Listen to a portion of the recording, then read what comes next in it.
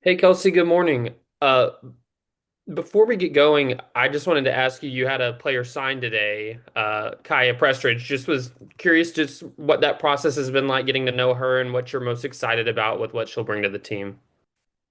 We've spent some time recruiting her throughout the summer. She's been on her official visit, and obviously, like you said, she signed today. But we're just excited. I think she truly fits our family, our system, and what we're trying to do here. I think she'll be a huge asset to the dribble drive and our expectations.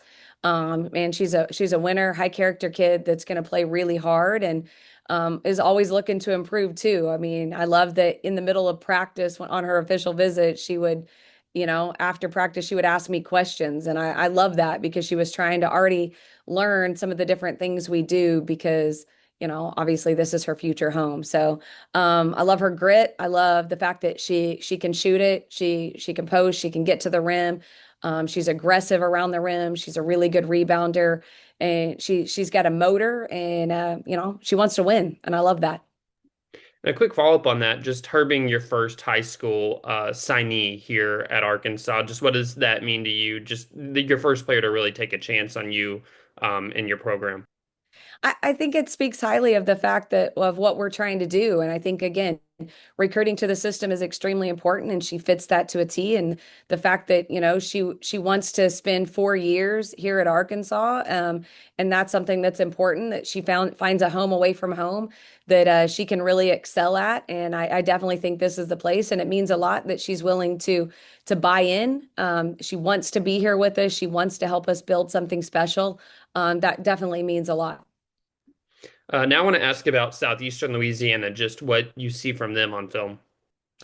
I think that they have a lot of motion. They're going to try to get downhill. They can shoot it a little bit, but the biggest thing is we have to be a better version of us. I think as some of these preseason or pre-conference games, we have to make sure that we are getting better each and every time we have the opportunity to take the floor, fix some mistakes that we made from Monday night's game, and really hone in on some of the things we need to be more precise with in our game on Thursday.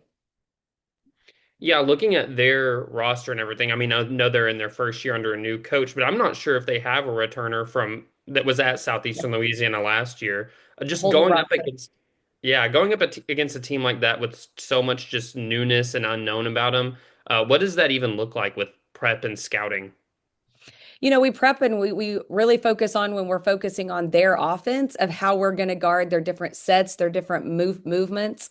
So as far as like, okay, we're going to cover screens in this area this way, we're going to cover, each player a specific way. So really just honing in on some of the individual skills that they have and focusing on how we'll handle different action that they're going to throw at us so that each of our players, no matter who they're guarding and what we're doing, they have an understanding of how we're going to guard as an entire unit.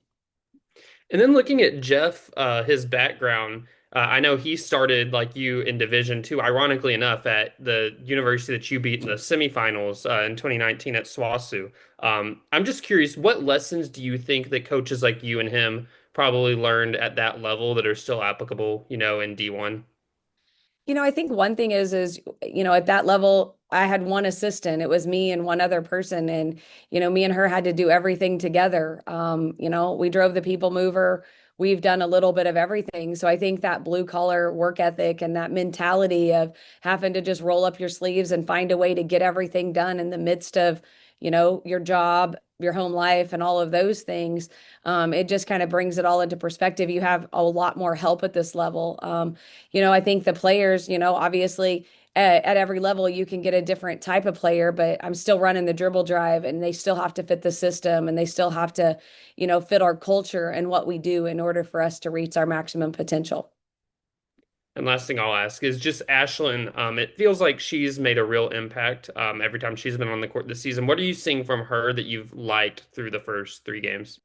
I think she does a really good job of rebounding. She really does talk and help us defensively with her length, but she can also score around the rim and she has a really nice touch away from the rim as well. So, I think that she's really playing with some confidence and she's getting more comfortable within the dribble drive and understanding her role. And I think that she's going to continue to just grow and get better and better. And I know we've seen some really good things, but I know there's way more to come from her. She has a really high ceiling, in my opinion.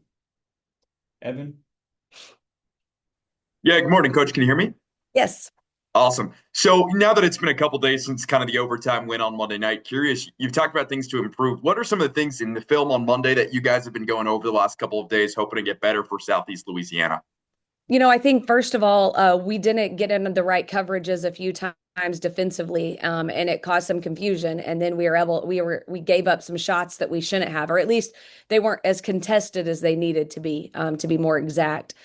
So making sure that we're really doing a better job of communicating, no matter who's in. We did have some different lineups that went in the UCA game that we've got to make sure that we rep out a little bit more, that the players understand their role in different situations. I always tell them you got to be ready because you never know when your name could get called and when your moment could happen. And so you have to be ready. I thought some of them did come in and do a good job of seizing their moment, but we still have to be more efficient. I thought we picked up our dribble a little early, and I thought we took some rush shots with even within the offense. I know we want to play fast, but we can still take excellent shots for the majority of the possessions that we have.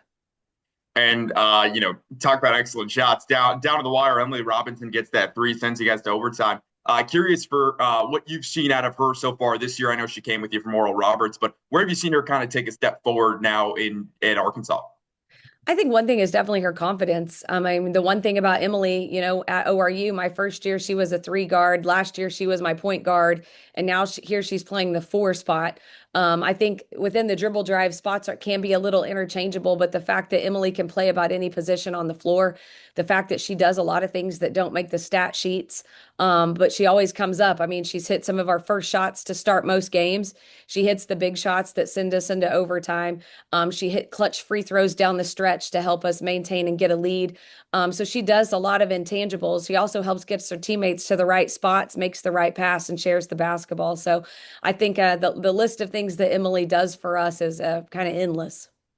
And with Southeast Louisiana coming in, what do you kind of hope to see from your team take a step forward as we get closer and closer to December and eventually conference play?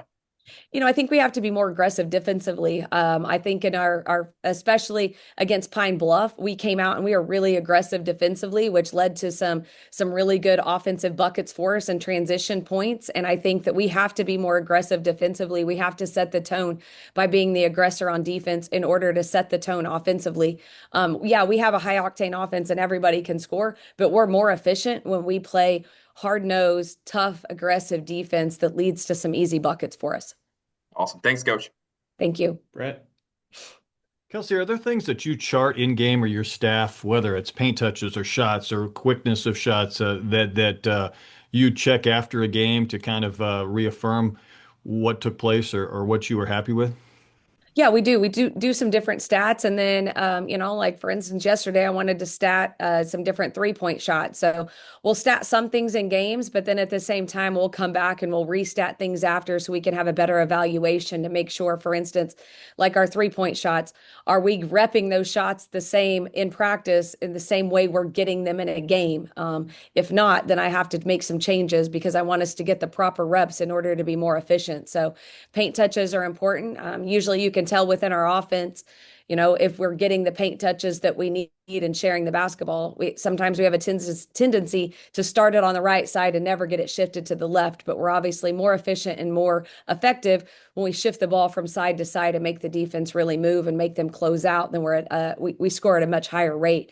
But just helping our players understand that, showing them on film, and reminding them that we have to do those things in order to be more successful.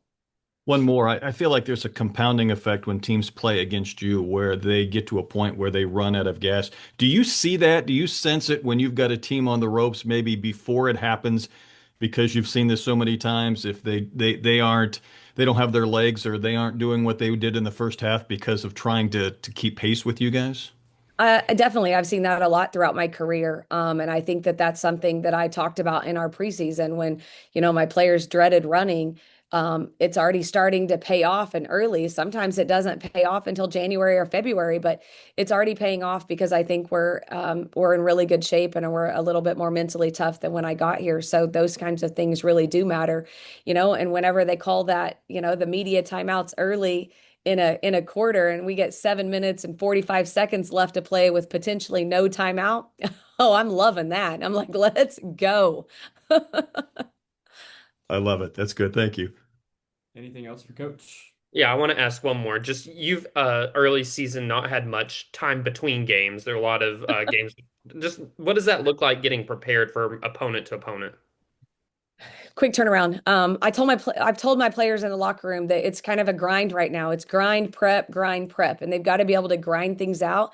And you got to find an off day in between all of the games and stuff as well too. So you got to take that into account that they've got to have an off day, and they still have class and they still have other responsibilities. So really helping them hone in when we do have the practice, we do have the film sessions, that they are really giving me the maximum effort and all of their attention, because we're not going to always have 3 days to prepare. We're getting 1 to 2 days of a prep time to go into the next game. And you still have to fix some of the mistakes that we made in a previous game. So it is a lot of information, and it's going quickly. But I mean, that's part of it. I also remind them that these are the moments that they've been living for. They want to play games.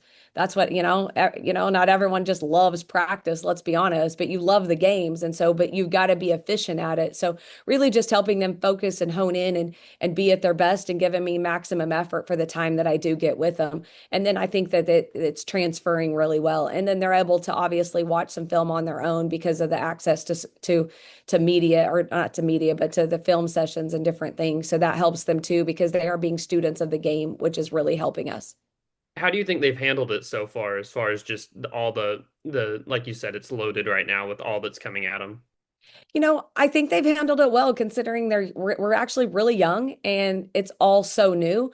I think they're doing a really good job, because they're also starting to see the fruits of their labor. They're seeing that, hey, all those early mornings, it's paying off, because we still have our legs in the fourth quarter and overtime. We're still being able to make big shots. We're still able to knock down our free throws, and we're still able to push through. And they're tasting a little bit of success, and that I hopefully will continue to breed some confidence, because let's be real, confidence will take you a long ways in life. Thanks so much. All Thank right. you. Thanks, Coach.